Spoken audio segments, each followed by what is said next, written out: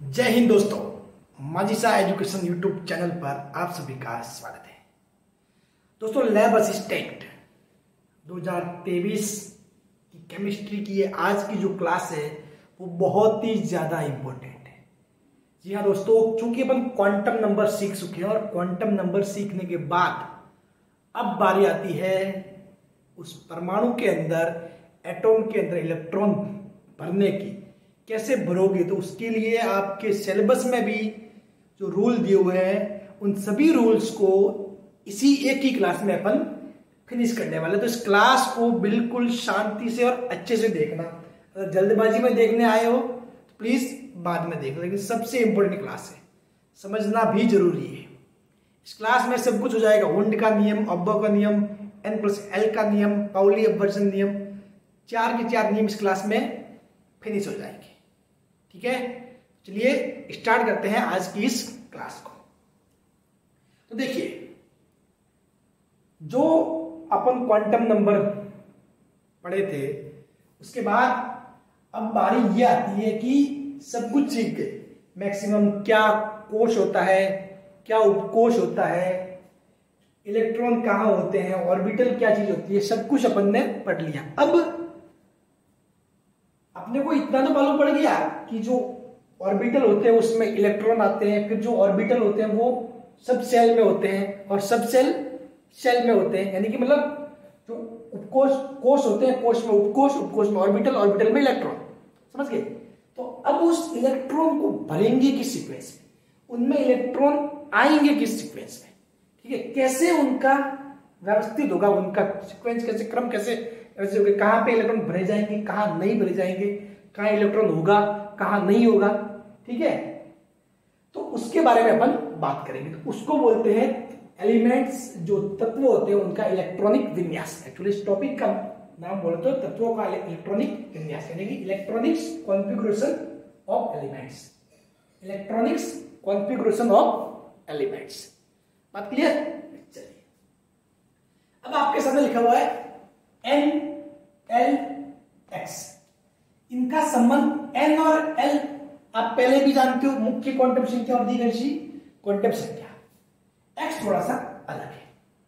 ठीक है, अब आप जो भी आपका उपकोश है, उपकोश यानी कि सब सेल, उस सब सेल को कैसे रिप्रेजेंट करना है, जो उपकोश है, उपकोश या फिर जो सब सेल, उसको अपन कैसे रिप्रेजेंट, उसको रिप्रेजेंट करने के लिए ये वाला फॉर्मूला टाइप जो है अपने N-L-X, इसको फॉलो करते हैं। यानी कि उपकोश को दिखाने के लिए किसको फॉलो करेंगे, इसको N-L-X। ठीक है, सब सेल को रिप्रेजेंट करने के लिए N-L-X को फॉलो करेंगे। अभी है क्या एक्चुअली, N क्या है, मुख्य क्वांटम नंबर। ओके, यानी कि मुख्य कोश के नंबर को बताता है। N क्या करता है, मुख्य कोश के नंबर को बताता है। हो जाएगा क्लियर, मैं बताऊंगा आपको। ठीक है, आगे कोई दिक्कत नहीं। L क्या शो करेगा, L शो करेगा उपकोश का चिन्ह। किसका चिन्ह, उपकोश का। उपकोश कौन कौन से होते हैं, सब सेल, SPDF, SPNDF, यानी कि सिंबल ऑफ सब सेल, सिंबल ऑफ सब सेल। ये बात क्लियर? चलिए, अब नेक्स्ट X क्या है, तो जो L उपकोश होगा आपका, जो भी L उपकोश होगा उसमें उपस्थित कुल इलेक्ट्रॉन की संख्या।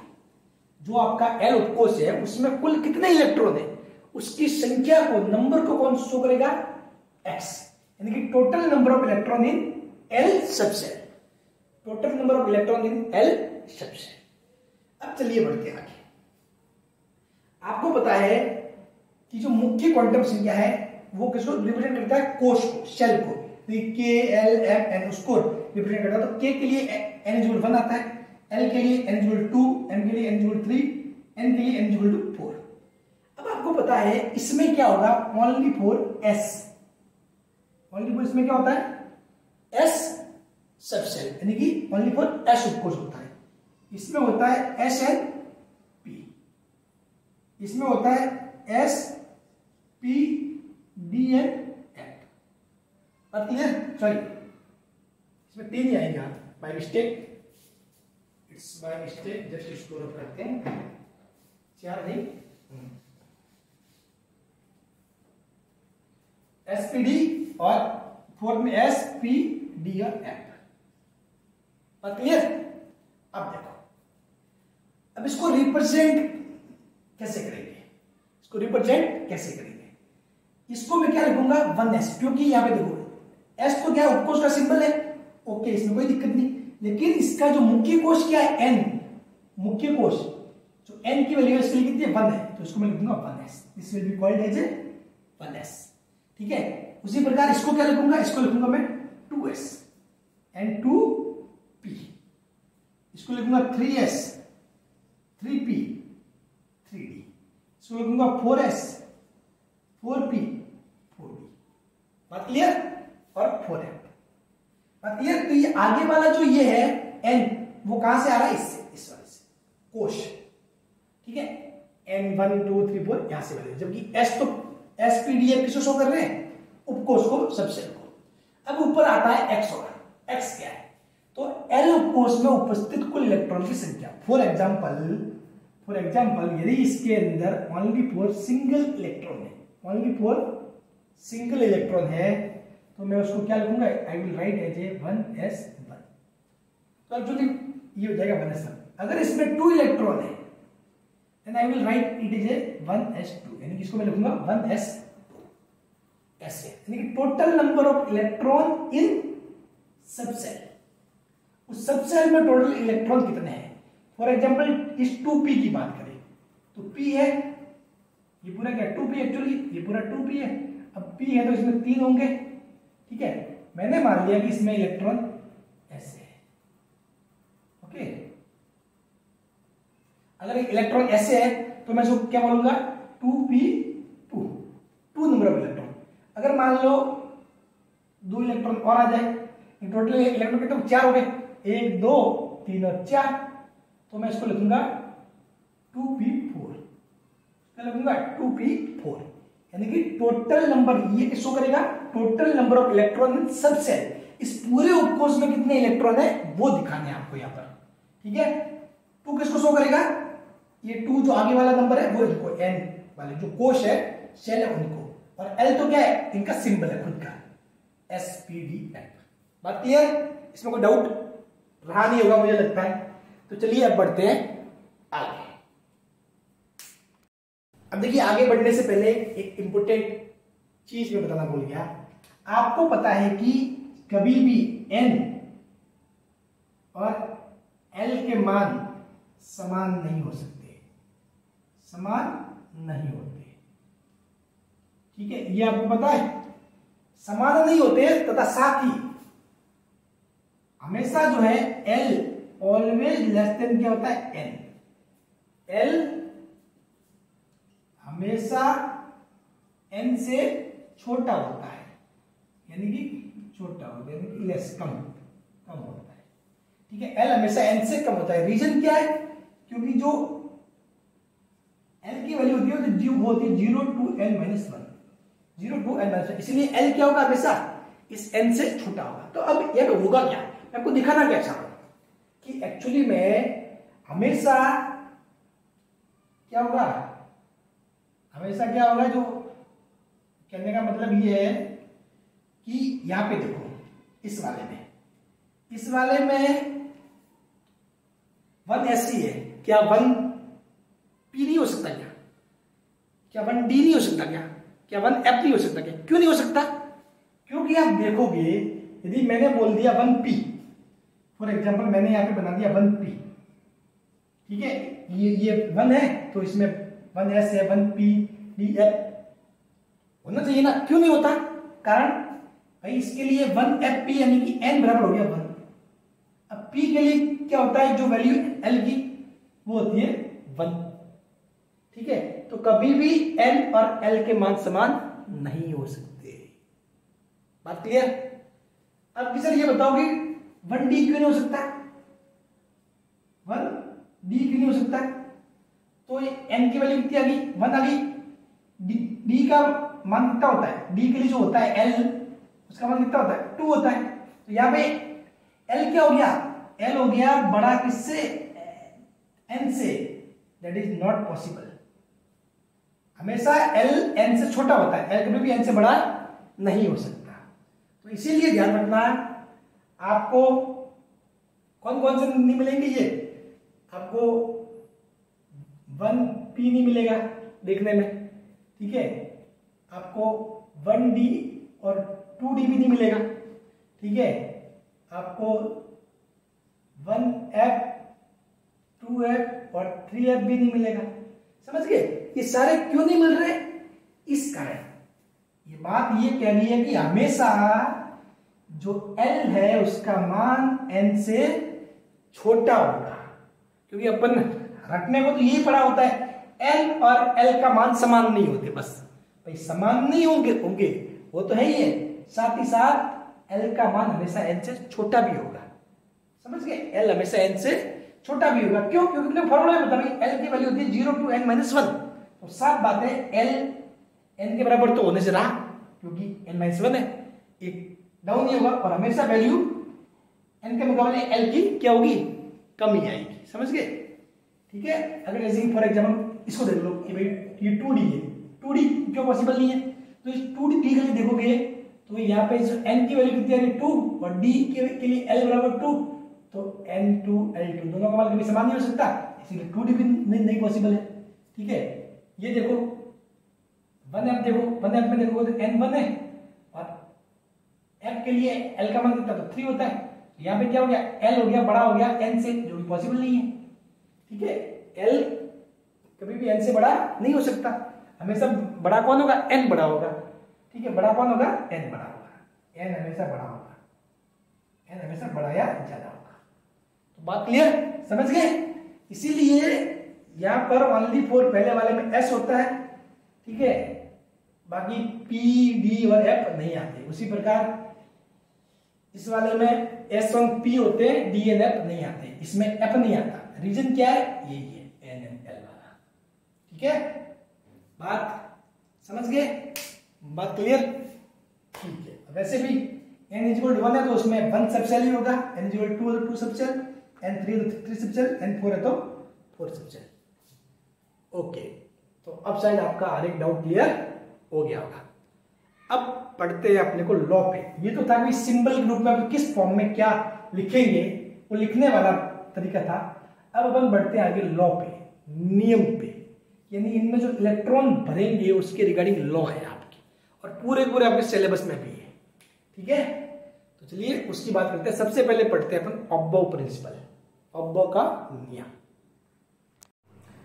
अब देखिए, जो अपने सब शेल होते हैं, उनमें इलेक्ट्रॉन कैसे भरे जाते हैं, उनको भरने के लिए कुछ रूल्स फॉलो किए जाते हैं, उन रूल्स की अपन बात करेंगे। यानी कि इलेक्ट्रॉनिक्स विन्यास है, यानी कि मतलब इलेक्ट्रॉनिक्स कॉन्फ़िगरेशन बोले, उनके नियम अपन पढ़ने वाले हैं। तो सबसे पहला आता है अबव सिद्धांत। सबसे पहला क्या आता है, अबव सिद्धांत।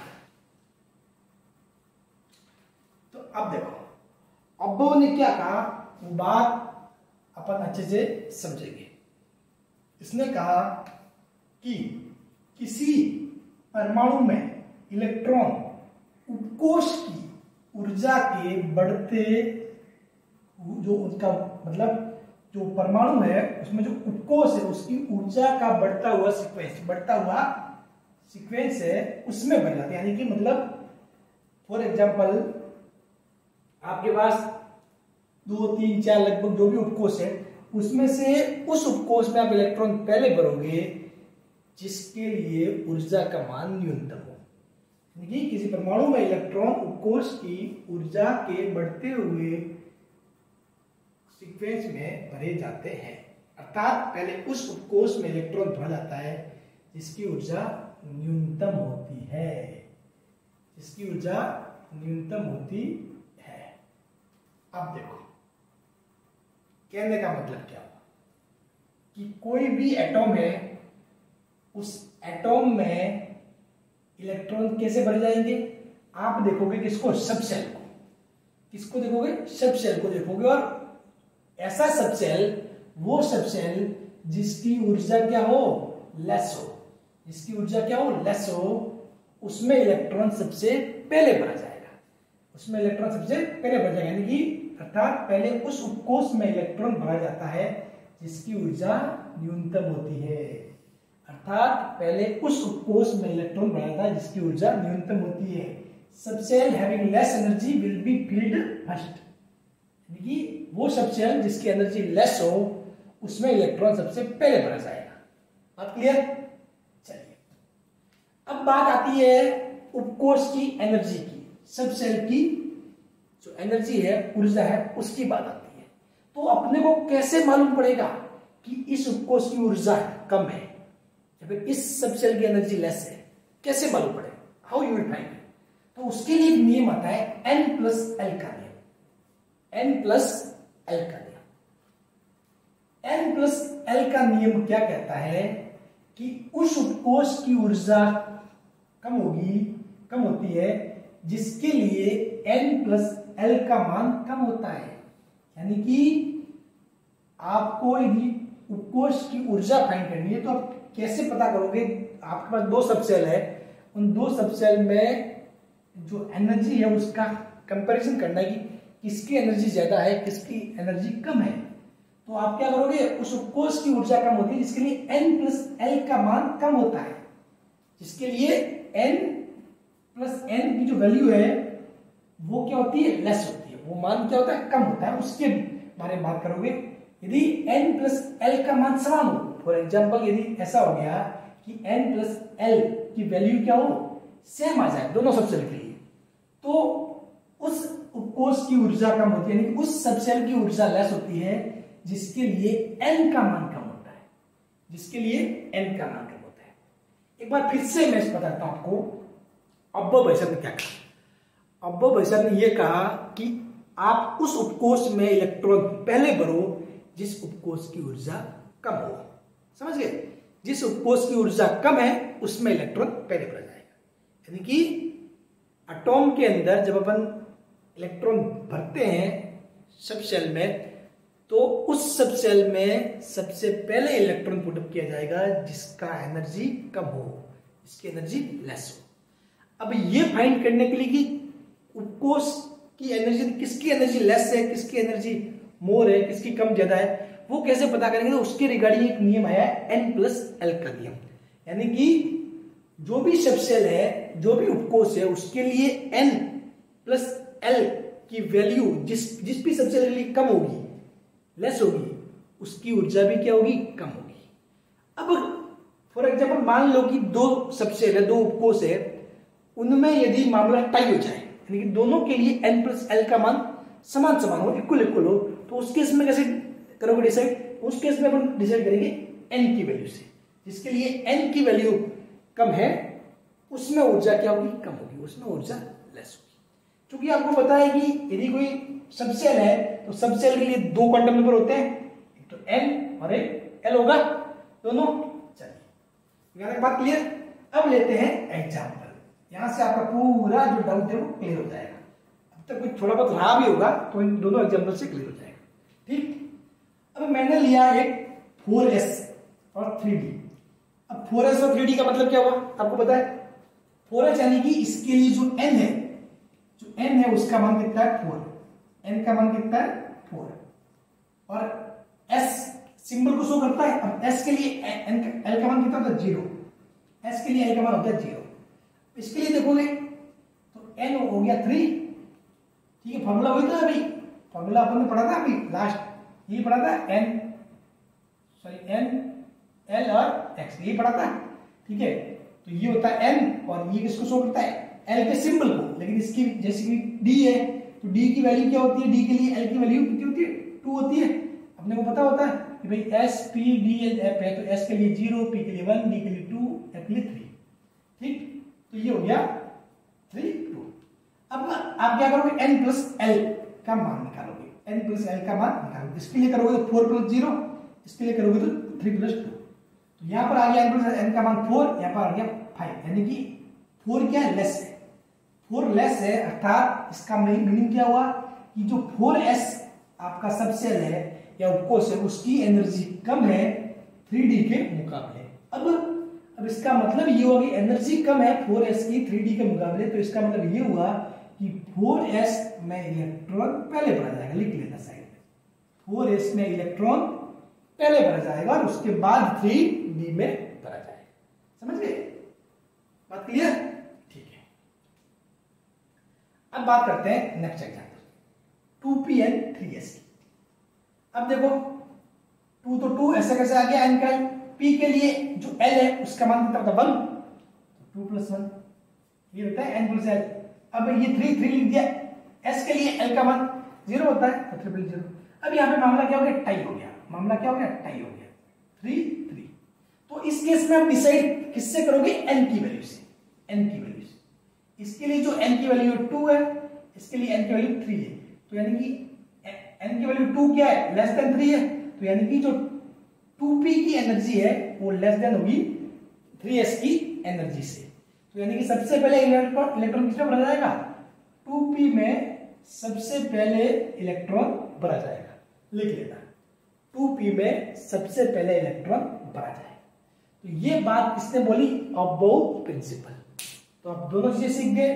अबोव ने जो बोला उसके बाद उसने ये भी बताया कि भाई अपन डिसाइड कैसे करेंगे कि किस उपकोष की ऊर्जा कम है, तो फिर n + l का नियम भी दिया और बताया कि भाई इस हिसाब से आप पता कर सकते हो कि किस उपकोष की, किस सबसेल की एनर्जी कम है। बात क्लियर? चलिए बढ़ते हैं आगे।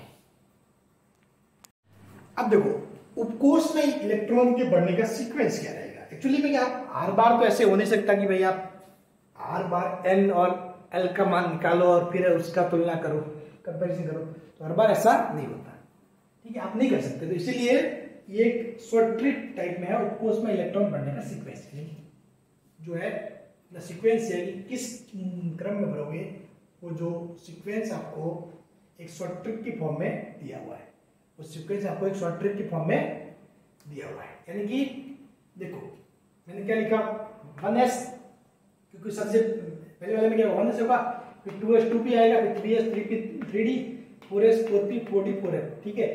ये वाले नहीं होता, आपको मैंने बताया वाली कि 1p भी नहीं होता, 1d भी नहीं होता, 1f भी नहीं होता, मैंने बता दिया रीजन आपको, ठीक है। तो इसी प्रकार 5s 5p उसके बाद सारे होते हैं, 5 में भी अब होगा, 6 वाले में भी अब होगा, ठीक है। अब इनको बनने के लिए ट्रिक ये कि भाई आप एक लाइन खींच दो ऐसे, ये वाली 1s पहले आएगा 1s, उसके बाद 2s, उसके बाद 2p 3s, उसके बाद 3p 4s, उसके बाद 3d 4p 5s, 4d 5p 6s, 4f 5d 6p, ये ऐसे। यानी जब आप ऊर्जा के बढ़ते हुए क्रम में लिखोगे तो सबसे जो कम ऊर्जा होगी उसकी होगी 1s की, उसके बाद 2s की, उसके बाद किसकी होगी 2p, ऐसे आ रहा है सीक्वेंस, ऐसे चल रहा है, ऐसे चल रहा है, ठीक है। सीक्वेंस देखोगे ना तो ऐसे चल रहा है, ऐसे ऐसे, ठीक है। तीर ऐसे पूरा होने के बाद आपको फिर से वहां टॉप से स्टार्ट करना है, ऐसे पूरा होने के बाद आपको फिर से टॉप से स्टार्ट करना है, ठीक है। सबसे ऊर्जा कम किसकी होगी 1s की, उसके बाद 2s, फिर 2p 3s, उसके बाद 3p 4s, उसके बाद 3d 4p 5s। अब आप लोगों को सर हमको कहां तक याद रखना है, तो एक व्यवहारिक रूप में आपको यहां तक याद रखना है, यहां तक, इतना इतना बस, इतना याद रखना है, ठीक है। बाकी आप ज्यादा कुछ खुपड़ी पिटाने की जरूरत नहीं है, पूरा रटने की जरूरत नहीं है, इतना आपको याद रखना है, ठीक है। तो इतना तो याद रह सकता है, या फिर डायग्राम बना के कभी कुछ कंफ्यूज हो जाओ तो कर लेना, ठीक है। बाकी इतना माइंड रहना चाहिए, 1s 2s 2p 3s 3p 4s 3d 4p 5s, ऐसा माइंड में सेट कर लेना, ठीक है, रट लेना। केमिस्ट्री में कुछ चीजें होती है जो मतलब थोड़ा सीक्वेंस थोड़ा इजी रहता है, बाकी मतलब ऐसे बना के भी आप कर सकते हैं, ऐसा कुछ नहीं, ऐसा कुछ कंफ्यूजन हो जाए आपको, ठीक है, तो ऐसे बना के भी आप कर सकते हैं, ऐसे बना के फिर लाइन खींच दिया, ठीक है, बात क्लियर, ठीक है। 1s 2s 2p 3s 3p, ठीक है, देख लो 1s 2s के बाद 2p, यहाँ तो कोई दिक्कत नहीं, 3s 3p, फिर 3d भी आना चाहिए, उसके बदले क्या आ जाता है 4s आ जाता है, बस ये थोड़ा चेंज है। उसके बाद 4p और 5s तो आई गई, उसके बाद 4 के बाद तो 5 में आएगा s, ठीक है। तो यहाँ थोड़ा बस ये थोड़ा ध्यान रखना, ये बड़ी बात। बाकी तो देखो सीक्वेंस टाइप में फॉलो हो रहा है, 1s फिर 2s 2p 3s 3p 3d आना चाहिए यहाँ पे, उसके बदले ऐसे सीक्वेंस टाइप में देखे तो सीक्वेंस के साथ 3d आना चाहिए था, लेकिन चूंकि अपने वो n + l का नियम फॉलो होता है इसीलिए ये है, ठीक है। तो मतलब ऐसा कुछ आप याद रख सकते हो, ठीक है। 1s 2s 2p 3s 3p 4s 3d, फिर से वही 4p, ठीक है, और फिर 5s, 4p और 5s, ठीक है। तो ज्यादा ऐसे कोई रखने वाला भी नहीं, आप देख लेना कि कहाँ थोड़ा सा अगर सीक्वेंस के साथ बोलते हैं ऐसे बोलते हैं 1s 2s 2p 1s 2s 2p 3s 3p 3d 4s 4p 4d, तो मतलब उस सीक्वेंस सिर्फ यहाँ एक चेंज हो रहा है, बाकी सारी चीजें वो उसी प्रकार फॉलो हो रही है, ठीक है। तो अब इलेक्ट्रॉन किस फॉर्म में भरे जाएंगे भाई, जिसकी एनर्जी कम है, सबसे कम एनर्जी इसकी 1s की, तो 1s से पहले भरे जाएंगे, उसके बाद 2s भरे जाएंगे, उसके बाद 2p में, उसके बाद 3s, उसके बाद 3p 4s 3d 4p 5s। देखिए 5s तक आपको सीक्वेंस याद रहना चाहिए, ये जरूरी है, ठीक है। 5s तक एटलीस्ट आपको सीक्वेंस मुंह पे याद रहना चाहिए। बात क्लियर? चलिए, और आप देखोगे इन सभी के लिए n+l का नियम फॉलो हो रहा है, सभी के लिए n+l का नियम फॉलो हो रहा है, ठीक है। आप किसी भी स्टेज में देख लो, अगर इन दोनों को चेक करो तो इसके लिए 4 और p के हिसाब से कितना 1 5 और इसके लिए 0, ठीक है। इसलिए 0, अब दोनों किस में हो गए 5 5 में हो गए, 5 5 में, लेकिन जिसके लिए अब दोनों टाई हो गया मामला, तो उस केस में क्या करते हैं, जिसके लिए n का मान कम है वो उसकी एनर्जी कम होगी, यानी n का मान कम किसके लिए, इसके लिए 4p के लिए, तो 4p लेस देन 5s। बात समझ गए? तो हमेशा ये n+l का नियम फॉलो होगा इस सीक्वेंस में, ठीक है। चलिए बढ़ते हैं आगे। अब देखिए, अब नेक्स्ट आते हैं पाउली भाई साहब, पाउली का अपवर्जन नियम। अब इस पाउली भाई साहब ने क्या बोला कि एक परमाणु में उपस्थित 2 इलेक्ट्रॉन की सभी चारों क्वांटम संख्या जो 4 है ना, बहुवचन हो गया, चारों क्वांटम संख्याएं समान नहीं हो सकती। एक परमाणु में उपस्थित 2 इलेक्ट्रॉन की चारों क्वांटम संख्याएं समान नहीं हो सकती। ये कह रहा है कि एक एटॉम होता है, उस एक एटॉम के कोई भी आप 2 इलेक्ट्रॉन उठा लो, कहीं से भी उठा लो, तो उन दोनों इलेक्ट्रॉन की सभी क्वांटम संख्याएं समान नहीं हो सकती। इन दोनों इलेक्ट्रॉन की सभी क्वांटम संख्याएं समान नहीं हो सकती। बात क्लियर? ठीक है, जो दोनों इलेक्ट्रॉन है उनकी सभी क्वांटम संख्या समान नहीं हो सकती।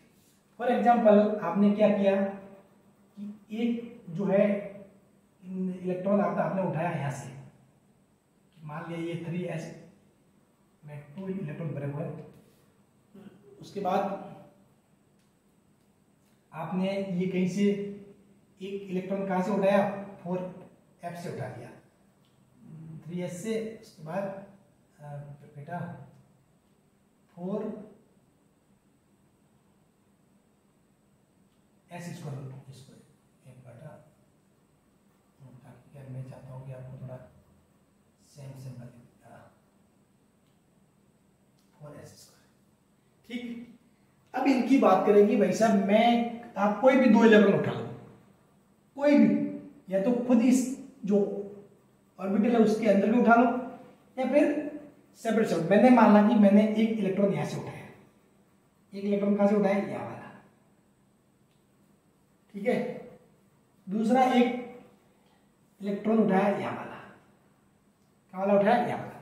अब देखो इसके लिए बात करते हैं, चूंकि ये वाला है, यानी कि क्या है, अप जा रहा है, डायरेक्शन अप, यानी कि मतलब s इक्वल क्या होगा, पॉजिटिव का 1/2, s इक्वल पॉजिटिव का 1/2। अब जो s होता है उसके लिए क्या होता है, m की वैल्यू 0 होती है, n की वैल्यू तो 0 होती है, ठीक है। हाँ, अब s के लिए जो l है उसका मान भी कितना होता है, 0, ठीक।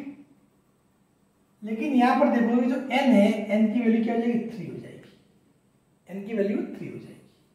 अगर मैंने यहां का कोई इलेक्ट्रॉन ये लिया है तो इसके लिए देखो s इक्वल क्या हो जाएगा, +1/2, m क्या इसके लिए 0, l भी इसके लिए 0, लेकिन यहाँ पे n की वैल्यू क्या हो जाएगी, 4 हो जाएगी।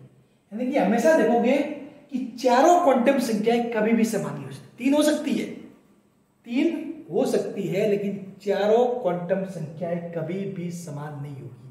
यही कह रहा है कौन, पाउली।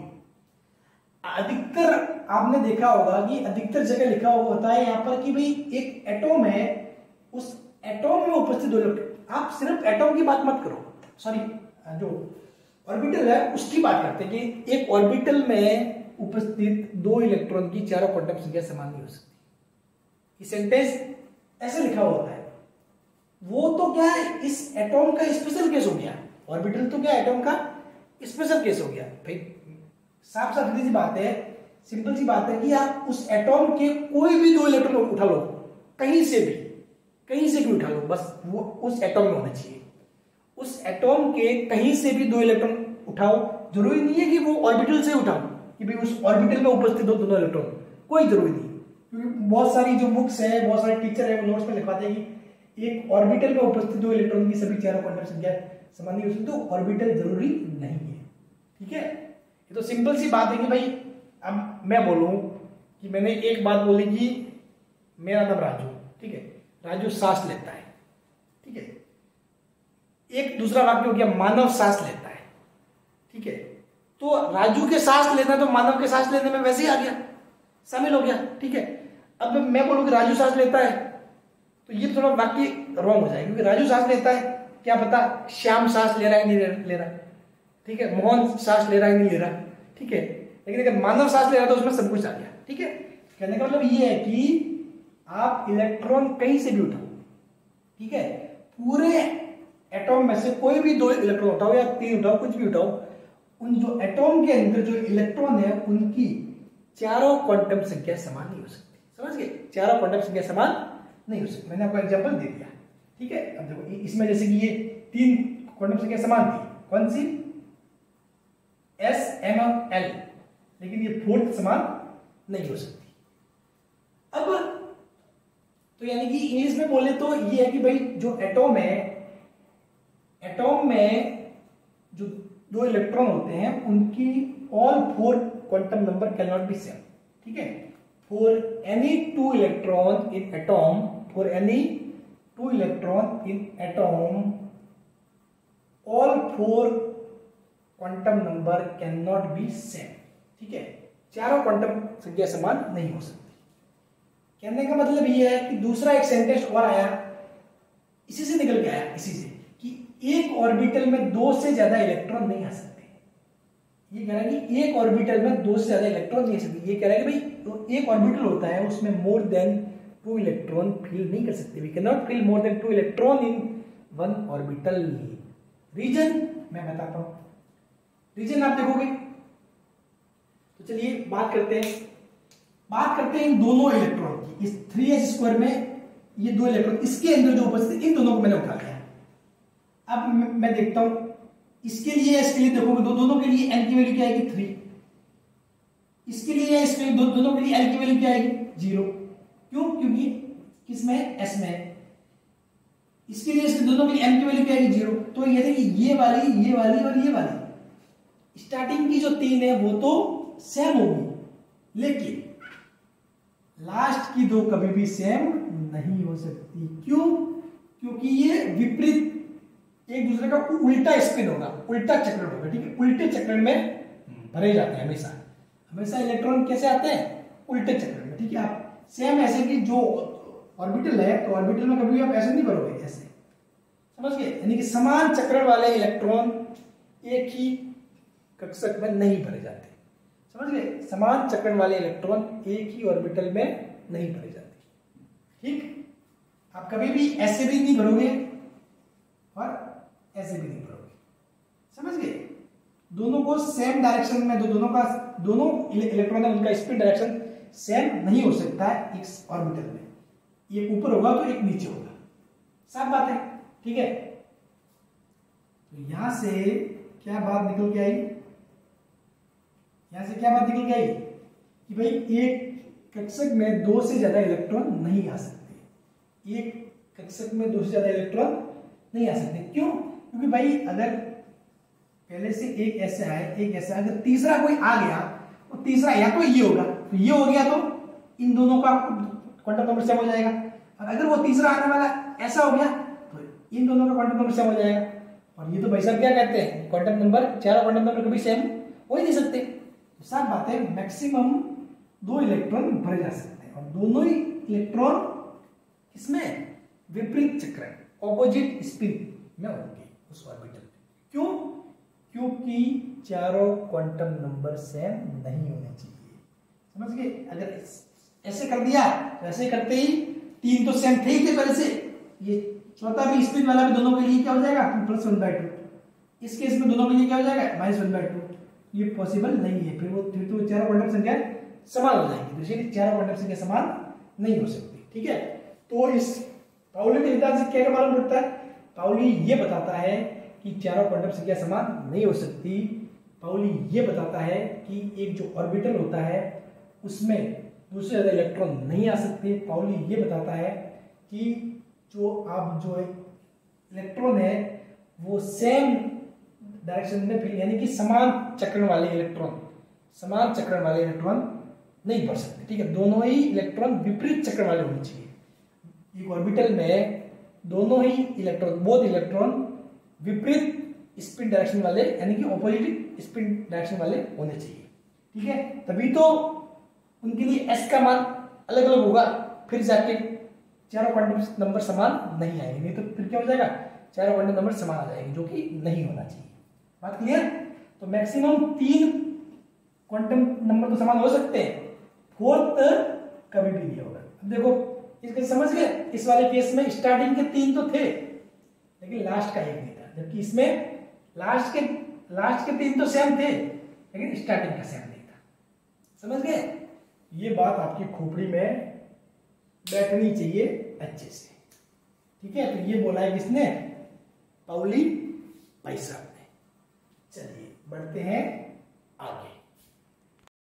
अब लास्ट नियम आता है वुंड का नियम, वुंड का अधिकतम बहुलता का नियम, wounds rule of maximum multiplicity. Wounds rule of maximum multiplicity क्या कह रहा है, ध्यान से समझिए।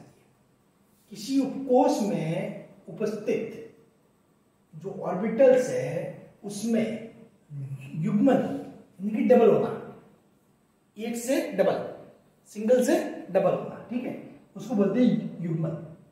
डबल तब तक नहीं होता है जब तक सभी ऑर्बिटल में अयुग्मित यानी कि सिंगल इलेक्ट्रॉन समान दिशा में न बढ़ जाए। समान दिशा मतलब इलेक्ट्रॉन की समान दिशा मतलब क्या होता है? समान चक्रण, समान चक्रण की दिशा। ठीक है, समान दिशा मतलब क्या होता है? समान चक्रण की दिशा, सेम स्पीड डायरेक्शन। ठीक है, ये कह रहा है कि भाई किसी उपकोष में स्थित ऑर्बिटल्स होते हैं उनमें युग्मन तब तक नहीं होता है जब तक कि सभी ऑर्बिटल में अयुग्मित इलेक्ट्रॉन समान दिशा में न भरे जाए। ठीक है, कहने का मतलब ये है कि पहले जो भी ऑर्बिटल है, ठीक है, उसके जो भी सबसेल है उसमें जो भी आपके ऑर्बिटल है उन सभी ऑर्बिटल में पहले सिंगल इलेक्ट्रॉन भरा जाएगा। पहले एक इलेक्ट्रॉन भरा जाएगा और वो भी सेम डायरेक्शन में।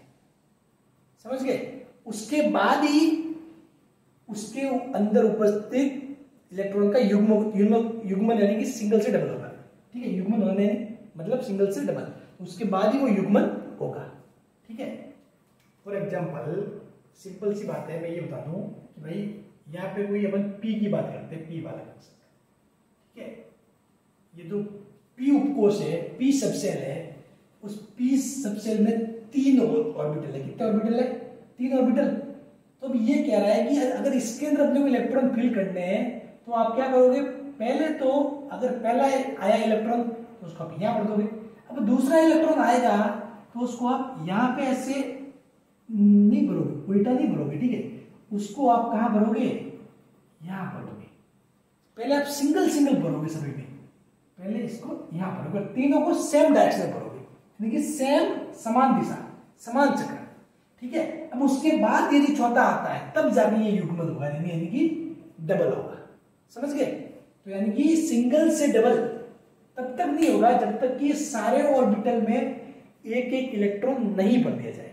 तो अपने को क्या करना पड़ेगा, first we have to feel single electron in every orbital in same direction, यानी कि सेम स्पिन डायरेक्शन। ठीक है, first we have to feel single electron in every orbital of subshell in same direction. After that only we can start doubling, यानी कि single to double. ठीक है, यानी कि मतलब इसमें डबल डबल भर, फिर उसके बाद अगर कोई पांचवा आए तो अपन यहां लगा सकते हैं, 6 नंबर आए छठा तो उसको यहां लगा सकते हैं। बात क्लियर? पहले अपने को क्या पढ़ने पड़ेंगे, सिंगल सिंगल पढ़ने पड़ेंगे पूरे में। ठीक है, समझ गए?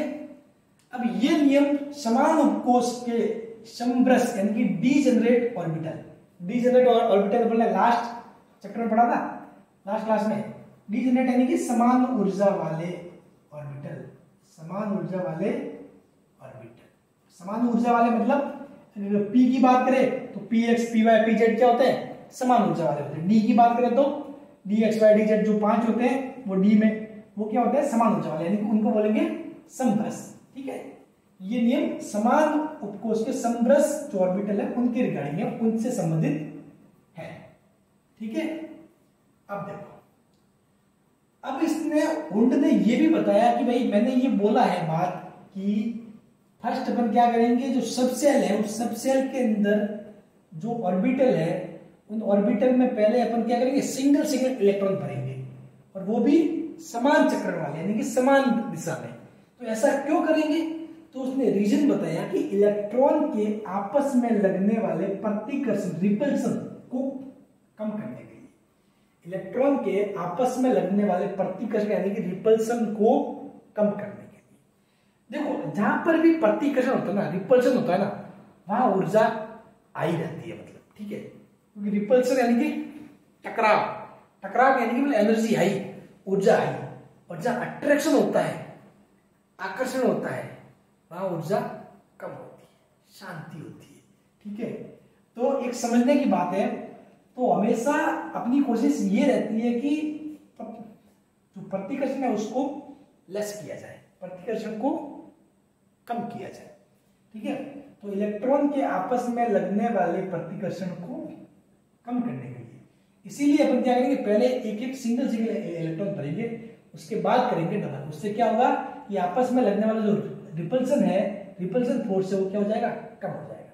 कारण क्या है भाई, सिंपल सी बात है, अगर मान लो मेरे पास कोई पी सबसेल है, पी उपकोष है, उसके अंदर मेरे को 2 इलेक्ट्रॉन पढ़ने हैं, तो एक तो मैं 2 इलेक्ट्रॉन भरूं ऐसे ऐसे कर दिए, तो अब इन दोनों के अंदर क्या होगा, रिपल्सन होगा, प्रतिकर्षण होगा, इनमें टकराव होगा।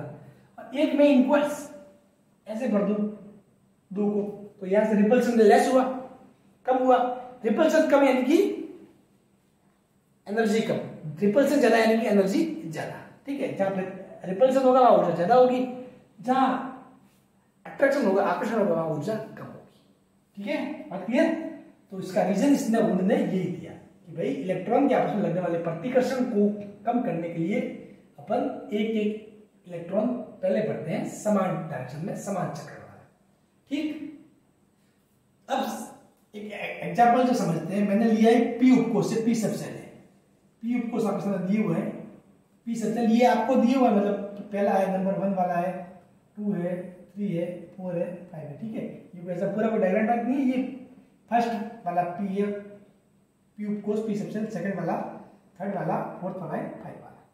ठीक है, अब ये कह रहे हैं कि निम्न में से कौन वुंड के नियम का पालन नहीं करता है। यहाँ पे जो आपको 5 ऑप्शन दिए हुए, 5 ऑप्शन, उनमें से कौन वुंड के नियम को फॉलो नहीं करता। ठीक है, इनमें से कौन वुंड के नियम को फॉलो नहीं करता, तो देखते हैं। पहले आप देखोगे तो वुंड ने क्या बात बोली कि पहले तो आपको सिंगल सिंगल बढ़ना है, और सभी जो बढ़ते हो वो समान डायरेक्शन में होने चाहिए। ठीक है, तो पहला भरा त्रुटि के बाद सही है, दूसरा भरा बात सही है, तीसरा भी सिंगल भरा बात सही है। लेकिन गलती क्या कर दी, इसने जो ये इलेक्ट्रॉन तीसरा भरा है ना, भरा तो सिंगल है, कोई दिक्कत नहीं, जो पहला पॉइंट था उसका सर्टिफिकेट वो हो रहा था, लेकिन दूसरा पॉइंट ये कहता है कि वो समान चक्र यानी समान दिशा होनी चाहिए, वो नहीं की। इसने क्या कर दिया, उल्टा कर दिया, यानी कि ये वुंड के नियम को फॉलो नहीं करता, ये वुंड के नियम का पालन नहीं करता। ठीक, अब उसके बाद आते हैं इसके ऊपर, तो इसने तो पहले से कर दिया डबल, जबकि ये तो एक बेचारा बाकी ऑर्बिटल पड़ा है खाली, तो पहले इस ऑर्बिटल को बढ़ना चाहिए था, उसके बाद इसको करता डबल। तो साफ बात है ये भी वुंड के नियम को फॉलो नहीं करता। ये देखो इसने सभी में सिंगल सिंगल भरे और सभी की डायरेक्शन क्या है, सेम डायरेक्शन है, ये वुंड के नियम को फॉलो करता है।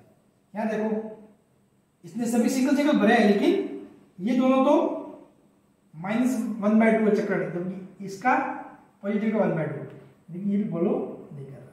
यहाँ पे सिंगल सिंगल है, सेम डायरेक्शन है, ये फॉलो कर रहा है, यानी कि 2 and 5 ये फॉलो, 2 and 5 क्या करते हैं, फॉलो करते हैं, किसको, वुंड के रूल का पालन करते हैं, वुंड के नियम का पालन करते हैं। चलिए अब देखिए आज की आखिरी स्लाइड में अपन चेक करेंगे कि भाई वुंड एंड पाउली के नियम के पालन की जांच कीजिए।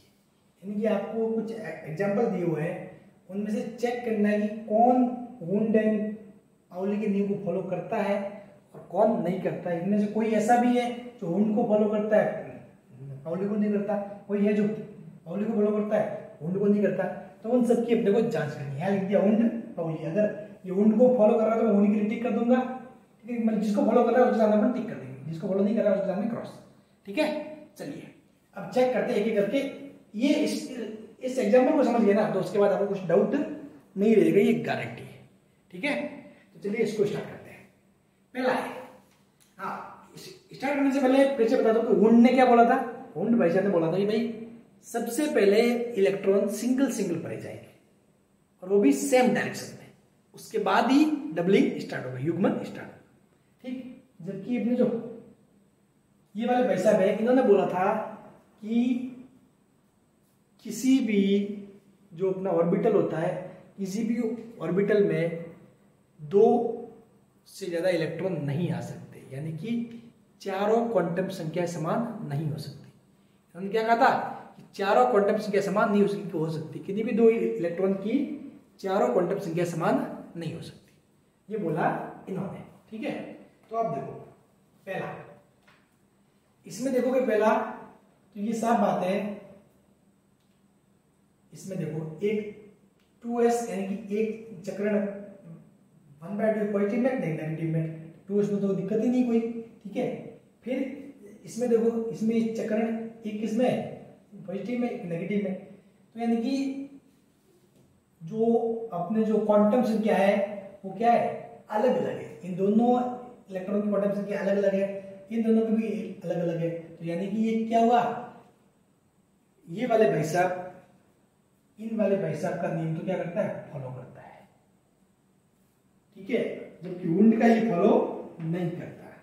क्यों, क्योंकि वुंड ने क्या बोला था कि पहले इलेक्ट्रॉन सिंगल सिंगल भरे जाएंगे, तो यहाँ तो एक बाकी रह गया और उससे पहले इसने यहाँ भर दिया, तो इसलिए वुंड को फॉलो नहीं करेगा, वुंड को फॉलो नहीं करेगा, वुंड को फॉलो नहीं करेगा, वो तो दिख रहा है, ठीक है। जबकि पाउली को ये फॉलो किया है, क्यों, क्योंकि पाउली का एक सेंटेंस याद रखो जैसे कि उसने ये कहा था कि किसी भी 2 इलेक्ट्रॉन की चारों क्वांटम संख्या समान नहीं हो सकती। यहाँ आपको कोई ऐसे 2 इलेक्ट्रॉन दिख रहे हैं इनकी चारों क्वांटम संख्या समान हो, कोई दिख रहा है, नहीं दिख रहा, सब बात है, ठीक है। अब जब इन 2 को देखो तो इनका क्या है, इन 2 को देखोगे तो इनका भी 3 तो सेम है, लेकिन लास्ट वाला जो चक्रण वाला है वो अलग अलग है, तो इसीलिए इस वाले नियम को ही फॉलो करता है, वुंड को फॉलो नहीं करता। अब देखो नेक्स्ट, ये वाला बहुत मजेदार है, बहुत शानदार है। ये देखो कि जो वुंड है, वुंड ने तो भाई साहब ने क्या बोला था कि पहले इलेक्ट्रॉन सिंगल सिंगल भरे जाएंगे, उसके बाद क्या होंगे, डबल होंगे। साफ बात है, पहले यहाँ पे सिंगल भरा होगा, उसके बाद डबल डबल कर दिया, यहाँ पे इसने सिंगल सिंगल भर दिए, तो इसका मतलब ये क्या है, वुंड के नियम का तो पालन कर रहा है, इसमें कोई दिक्कत नहीं। लेकिन पाउली के नियम का पालन कर रहा है कि नहीं कर रहा, तो पाउली ने क्या बोला है कि किन्हीं भी 2 इलेक्ट्रॉन को आप उठा लो, उनकी चारों क्वांटम संख्याएं समान नहीं होनी चाहिए, उनकी चारों क्वांटम संख्या समान नहीं होनी चाहिए। अब यहां देखो, यहाँ पे दोनों इलेक्ट्रॉन की चारों क्वांटम संख्या क्या है, समान है, ठीक है। क्यों, क्योंकि भाई इनके लिए अगर देखोगे जो n है, तो एन का मान तो सेम ही होगा, एन एल और एम तक तो मान सेम ही होगा। अब लास्ट में जो एस था वही बताता है कि भाई इन दोनों में से कौन चलेगा। एस भी सेम हो गया, एस भी सेम हो गया, समान चक्रण वाले दोनों आ गए, तो इन दोनों समान चक्रण वाले आ गए, यानी कि इसका मतलब क्या हो गया, चौथी क्वांटम संख्या भी क्या समान होगी। लेकिन जो पाउली भाई साहब कहते हैं कि चौथी क्वांटम संख्या समान नहीं होनी चाहिए, क्योंकि चार क्वांटम संख्या समान नहीं हो सकती, तो इसीलिए पाउली के नियम को फॉलो नहीं करता, किसी नियम को फॉलो नहीं करता। ठीक है, तो वुंड एंड जो पाउली भाई साहब का नियम है उसकी अपन जांच कर रहे हैं। तो स्टार्टिंग के दो अपन ने सॉल्व कर लिए। ठीक, अब बढ़ते हैं अपन आगे, इसको देखते हैं। यहाँ पे अपने सीधे दिख रहा है कि भाई जो वुंड है, वुंड ने बोला था कि भाई पहले सिंगल सिंगल भरा जाएगा उसके बाद डबलिंग होगी, सब बातें वुंड को भी फॉलो नहीं करता। अब बात करते हैं नेक्स्ट। इन भाई साहब ने बोला था कि चारों क्वांटम संख्या समान नहीं हो सकती, जबकि इन दोनों ये जो इलेक्ट्रॉन है इसको और इसको देखोगे तो इनकी चारों क्वांटम संख्या क्या बन रही है, समान बन रही है। तो ये पाउली भाई साहब को भी फॉलो नहीं करेगा, ये पाउली भाई साहब को फॉलो नहीं करेगा। अब बात करते हैं इसकी, यहां देखो, तो यहां पर वुंड का नियम तो फॉलो हो रहा है, कैसे, क्योंकि भाई अगर इसको छोड़ दो, पहले इसको छोड़ो, इसको देखो एस को, तो एस में जो पहला इलेक्ट्रॉन आया वो तो सिंगल आया होगा भाई, पहला तो फर्स्ट आया होगा, वो सिंगल ही होगा, उसके बाद दूसरा भरा तो डबलिंग हो गया। ठीक है, तो उसमें कोई दिक्कत ही नहीं। ठीक है, क्योंकि अपन बात तो किसी करते पर्टिकुलर उपकोष की बात करते हैं, उपकोष में जो ऑर्बिटल है उसके रिगार्डिंग बात करते हैं कि उपकोष में ऑर्बिटल में पहले एक एक भरा जाता है, फिर उसके बाद मतलब डबलिंग करते हैं। तो जो एस उपकोष है उसमें तो एक ही होता है ऑर्बिटल एस वाला, तो उसमें पहले सिंगल भर दिया, उसके बाद ये डबलिंग स्टार्ट कर दी। तो यानी कि वुंड का नियम को भी फॉलो कर रहा है, इसमें कोई दिक्कत नहीं। वुंड के नियम को क्या कर रहा है, फॉलो कर रहा है, वुंड के नियम को दिक्कत ही नहीं है। दिक्कत किसकी हुई है, पाउली भाई साहब। पाउली भाई साहब कहते हैं कि चारों क्वांटम संख्या समान नहीं हो सकती, चारों क्वांटम संख्या समान नहीं हो सकती, तो इसीलिए ये पाउली भाई साहब को फॉलो नहीं करता। ये इन क्या बोलते हैं, जो पाउली भाई साहब है उनको फॉलो नहीं करेगा। अब देखो नंबर 5, बहुत अगर मजा आ रहा है ना तो शेयर जरूर कर देना, ठीक है। बहुत ही मतलब ये एग्जाम्पल ऐसे है कि आपको सारे कॉन्सेप्ट क्लियर हो जाएंगे, कहीं कुछ डाउट नहीं रहेगा। अब देखो यहाँ पर ठीक है, इसमें कोई दिक्कत नहीं, ठीक है, दो है और इनका चक्र है वो उल्टा उल्टा है, ठीक है, तो बात क्लियर। अब इसमें देखो सिंगल सिंगल तो भरे हुए हैं लेकिन सेम डायरेक्शन में नहीं भरे हुए, ठीक है, सिंगल सिंगल तो भरे हुए हैं लेकिन सेम डायरेक्शन में नहीं भरे हुए, तो इसका मतलब ये क्या कर रहा है, वुंड के नियम को फॉलो नहीं कर रहा। वुंड क्या बोलता है, पहले तो सिंगल सिंगल बढ़ने और सेम डायरेक्शन में बढ़ने, सिंगल सिंगल तो भरे हैं लेकिन सेम डायरेक्शन में नहीं भरे, तो इसलिए वुंड के नियम को फॉलो नहीं करता। साथ ही पाउली भाई साहब को कोई दिक्कत ही नहीं है, ये तो भाई साहब ये कहते हैं कि भाई चारों क्वांटम संख्या समान नहीं होनी चाहिए। तो आप देख लो कहीं भी चारों क्वांटम संख्या समान हो रही है, नहीं हो रही, ठीक है। अगर आप इसके और इस की बात करोगे तो इसके और इसके लिए देखो, जो n है उसका मान सेम होगा, जो l है उसका मान सेम होगा, जो स्पिन क्वांटम नंबर है उसका नंबर सेम होगा, लेकिन n वाला जो मैग्नेटिक वाला है इसके लिए -1 होगा, तो इसके लिए पॉजिटिव 1, क्योंकि -1 0 1, समझ गए। तो चारों क्वांटम संख्या कभी भी समान नहीं हो सकती, ठीक है, तो इसमें नहीं हो रही है, सब बातें इन भाई साहब को फॉलो किया जा रहा है। अब बात आती है 6 नंबर की, किसकी बात आती है, 6 नंबर।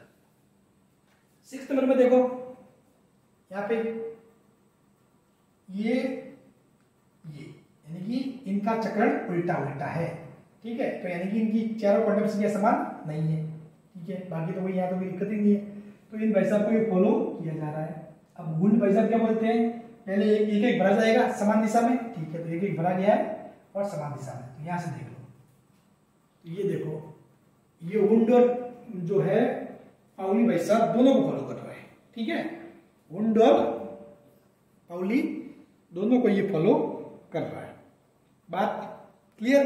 तो जो पहला है वो वुंड को फॉलो करता है, पाउली को फॉलो वुंड को फॉलो नहीं करता, पाउली को फॉलो करता है, फिर दूसरा वाला वुंड को फॉलो करता है, पाउली को नहीं करता, तीसरा दोनों को नहीं करता, चौथे में वुंड करता है, पांचवें में वुंड नहीं करता, सिक्स्थ में दोनों फॉलो करते हैं। ठीक है, बात समझ गए?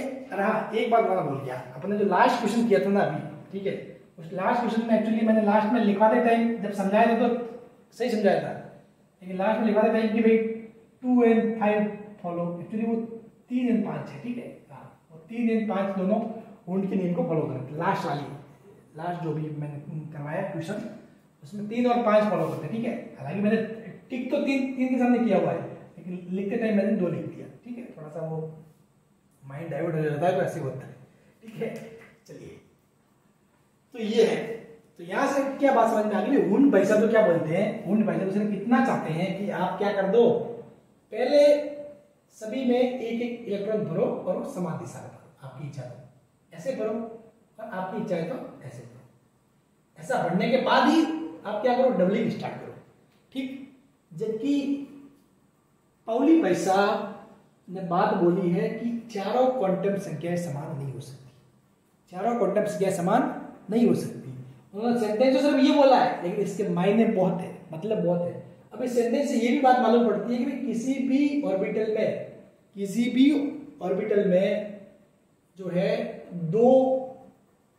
मैक्सिमम दो इलेक्ट्रॉन आ सकते हैं, किसी भी ऑर्बिटल में मैक्सिमम 2 इलेक्ट्रॉन आ सकते हैं, और जो दोनों में यदि सेम डायरेक्शन में है तो ये भी किसका, पाउली के नियम का पालन नहीं करता है। ठीक है, इसका किस नियम का ये पालन नहीं कर रहा है, पाउली के नियम का। अगर ऐसा भी है, दोनों नीचे ऐसे वाले, तो भी ये इन भाई साहब के नियम का पालन नहीं करते। क्यों?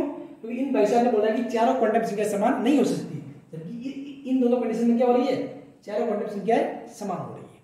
समझ गए? तो इन भाई साहब ने लाइन तो सिर्फ यही बोली है, चारों क्वांटम संख्या, लेकिन एग्जामिनर आपको अगर टफ क्वेश्चन पूछना चाहे ना, लॉजिक वाला, तो ऐसे घुमा के पूछ सकता है, बताइए ये कौन से नियम का पालन नहीं कर रहा है, वुंड का, पाउली, दोनों या दोनों को फॉलो करता है। ठीक है, तो एक्चुअली में वुंड से तो कोई मतलब ही नहीं भाई, वुंड भाई को क्या मतलब, वुंड का काम है कि भाई पहले आ गया एक, दूसरा आ गया तो बस दूसरा डबलिंग होगी। ठीक है, उसमें कोई दिक्कत वाली बात नहीं है। लेकिन बात किसकी आती है, इन भाई साहब की। ये भाई साहब बोल के निकल गए कि चारों क्वांटम संख्याएं समान नहीं हो सकती, इस केस में समान हो रही है और इस केस में भी समान हो रही है। तो किस केस में समान नहीं हो सकती, ओनली फॉर ये, समझ गए? इस केस में समान नहीं हो सकती, ओनली फॉर वैलिड केस ही। अगर इसके अलावा तीसरा भी कोई भर दिया तो या तो वो ऐसे होगा तो इन दोनों को समान हो जाएगी, और अगर ऐसा हुआ तो इन दोनों को समान हो जाएगी। समझ गए? इसीलिए पाउली भाई साहब ने क्या क्या बोला है वो अच्छे से समझ लेना। वुंड का तो सिंपल है, पहले सिंगल बनना है और सेम डायरेक्शन में पढ़ना है, बस इतनी सी बात है किसकी, वुंड की। पहले सिंगल बनना है और सेम डायरेक्शन में पढ़ना है, उसके बाद ही अपने को डबलिंग या युग्मन स्टार्ट करना है।